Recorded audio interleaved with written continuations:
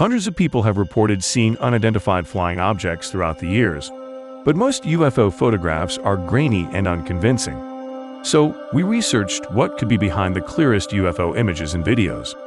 From a blurry picture of what appeared to be an airship captured in New Hampshire in 1870 to the perplexing footage captured by U.S. Navy pilots and revealed by the Pentagon in 2020, hundreds of photographs and later film clips of mysterious flying objects have been published.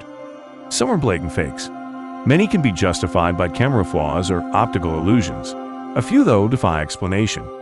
We've gathered some of the most iconic photographs of near encounters in recent history to provide you guys some legit proof and explanations. Stay till the end, as you are gonna witness the 5 most real and convincing UFO sightings in history. With that said, let's begin. Number 1. The Belgian UFO wave. In the skies above Belgium, reports of unidentified flying objects came in like a flood. From November 1989 all the way through April 1990, over 13,000 people claim to have seen what they describe as enormous, triangular flying objects gliding across the sky at low altitudes. The objects, regardless of what they were picked up by military radar on the evening of March 30, 1990, and as a result, 2 F-16 aircraft from the Belgian Air Force were dispatched to examine the intruder. It turned out that the flight was inconclusive, because the pilots were not able to visually confirm the presence of the radar target. Additionally, even though it appeared that they had successfully established a radar lock on the unknown aircraft, a subsequent investigation suggests that the experienced fighter pilots may have accidentally formed a radar lock on each other. Even though the strange craft has been seen many times, there is only one blurry photo of it. It was taken on June 15, 1990 by G.S. and Marty, but it wasn't put online until 2003. That is 13 years later. In contrast to the saucer-shaped UFOs we usually see, the Belgian wave pictures shows a wedge-shaped aircraft that looks like descriptions of the U.S. Air Force's almost mythical Project Aurora spy plane. Could the sighting in Belgium have been a covert weapons test? Number 2. The Washington, D.C. flap.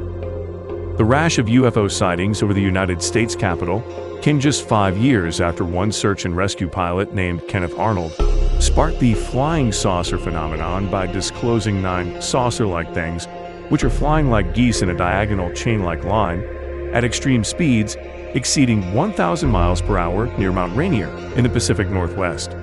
Strange, brilliant lights were seen near the White House, as well as Edward Nugent, an air traffic controller of Washington National Airport, which reported witnessing 7 high-speed objects on his radar site performing totally extreme contrasted to those of ordinary aircraft. During that summer, there were dozens more sightings over the nation's capital, and many of them were confirmed by radar.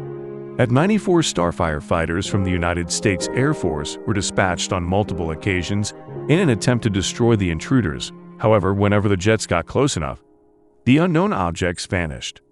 Air Force Major Generals John Sanford, who serves as the Director of Intelligence for the United States Air Force, and Roger Ramey, who serves as the Director of Operations for the United States Air Force, held a press conference at the Pentagon on July 29 in response.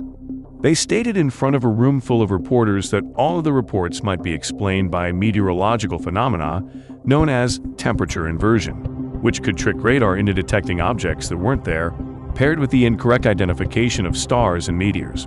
But the scenario seemed otherwise, and the reporters and the public were not convinced at all. They kept questioning, well, if it was a meteorological phenomenon, why was it happening so frequently? And why was it only witnessed over the White House every time it appeared? And more specifically, why would it vanish only when an aircraft reaches its perimeter? Well, so many questions, but no answer from the government. Seems like something definitely fishy is going on around here. So I leave it up to you guys to decide. Number 3. The Lubbock Lights. One evening in August of 1951, 3 university professors were sitting in the backyard of a house in Texas when they saw a wave of lights in the shape of a V passing directly over their heads. The lights could have been produced by a huge number of small objects flying in a formation or by one large object with delta-shaped wings. A few days later, a student at the same college named Carl Hart Jr. witnessed the lights as well. He went to his parents' house and got a camera, hoping that the lights would come back on. Unbelievably, they did, and Hart was able to capture 5 photographs of the unknown items. which he subsequently sold to his local newspaper. The fact that Hart's photographs were taken in an era when photo editing was a lot less popular than it is today makes it extremely improbable that he falsified the images, making them all the more notable for their historical significance. Edward J. Ruppelt, who served as the supervisor of the UFO investigation program known as Project Blue Book for the United States Air Force, issued a written statement to the press in which he stated,